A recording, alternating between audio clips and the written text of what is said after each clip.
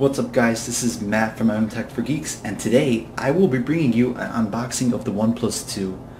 Last week, OnePlus was doing a bunch of contests on Instagram, Facebook, Twitter, and I happened to win one of the Instagram contests that they did.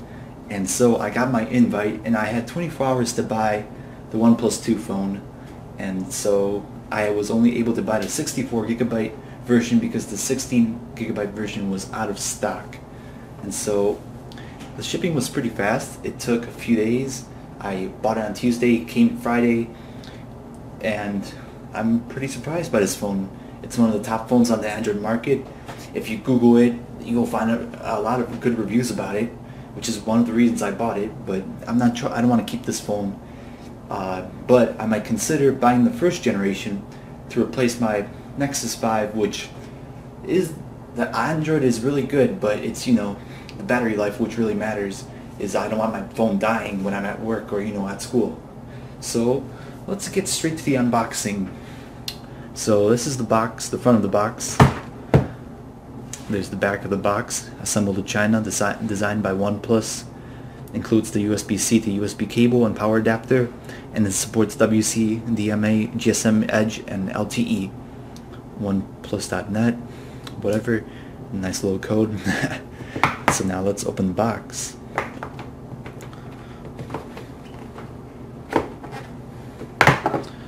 Wow, OnePlus, never settle. And so here we have the phone, of course. This is the phone. Looks really nice. It has the One logo on the back, even though it's a 2, but that's their logo, I guess. Let's put that aside for now.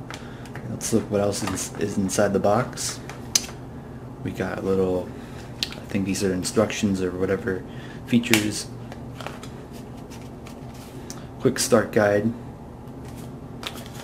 user guide, and let's put that back in there. I want to be neat as possible because I'm not planning to keep this phone, as I said. So whoever's going to have it next is going to be truly amazed by the speed of this phone. Now we got the USB-C cable here to USB. This is how it looks. As you can see, it's not like micro USB. It's supposed to be faster, charge faster, and with Marshmallow it's going to have more options. And here's the little USB cable. And besides that, that's all that is in the box. So now let's get to the phone. Let's put this back in the box neatly again. We'll have a chance to use this stuff later or read it. So let's put the box on the side. And now let's take a look at the phone. So let's take this off. I think from the back.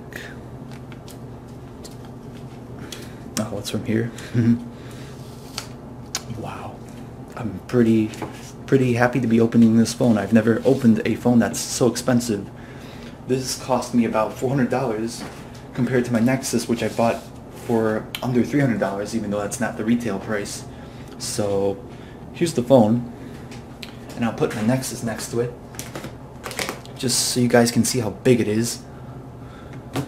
So that's pretty big because the Nexus has a around 5-inch screen and this one has a 5.5-inch screen. And so as you can see, pretty different. Now this material is different. This is a nice feel to it, and the camera of course is better, 13 megapixels. This one 5 megapixels. Hopefully Google surprises us next week with their Nexus event. Now let's put it next to the iPod. As you can see, it's like they're all getting smaller, so it's pretty good. The evolution of technology has really shaped up everybody else's ways of making devices, which is really nice. Here's the Nexus 7 next to the OnePlus. I think I'm going too far with this because this one is not a phone and the iPod's not a phone either. So that's how they look next to each other. But yeah, if Google announces a nice Nexus, I might consider buying one of those, the 6P or the 5X, whichever one suits me. Probably 5X, but hopefully the battery is better. But let's get back to topic. This is This is the OnePlus 2, and now we're gonna have our first boot up. So let's see if this bad boy has any battery in it. And it does. Got the OnePlus logo, powered by Android. And now you have a nice little animation. And this phone is running Oxygen OS, which is a operating system designed by OnePlus, which is like stock, but it's not that bad compared to CyanogenMod, which is now sponsoring Microsoft and a whole bunch of other companies and changing the apps. I mean, they're both stock, but CyanogenMod obviously is putting too much apps into their ROM, which, you know, people are going to stop using it. And this ROM is like pure with a few additions. So let's set this up quickly. Skip. Time zone. Central time. Date. Whatever, I'll change that later. Name I'll add later. Skip anyway. More, next. Now this is pretty, don't know what I'm touching, but this is a lot of stuff they have here. Oh, and now the setup is complete and the device is ready to use, and now we get our home screen. So as you can see, this is pretty pure. You got the pure look here. You got most of the Google apps here, along with their own apps like Files, but all the apps basically are like Google's, which is pretty good. And let's see what version we're running here. Settings. Yeah, this also looks pure. About there it is.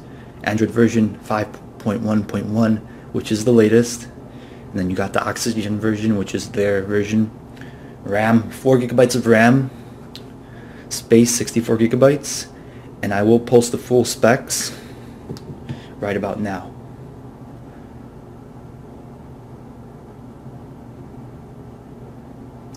So those are the specs. This is the phone. I might make a review, so stay tuned. But yeah, I hope you consider buying this phone if you're looking for a really good Android phone which will, you know, maximize gaming performance and multitasking, which is really important for you know, a techie geeky user which needs a good phone. But yeah, thanks for watching, and until next time.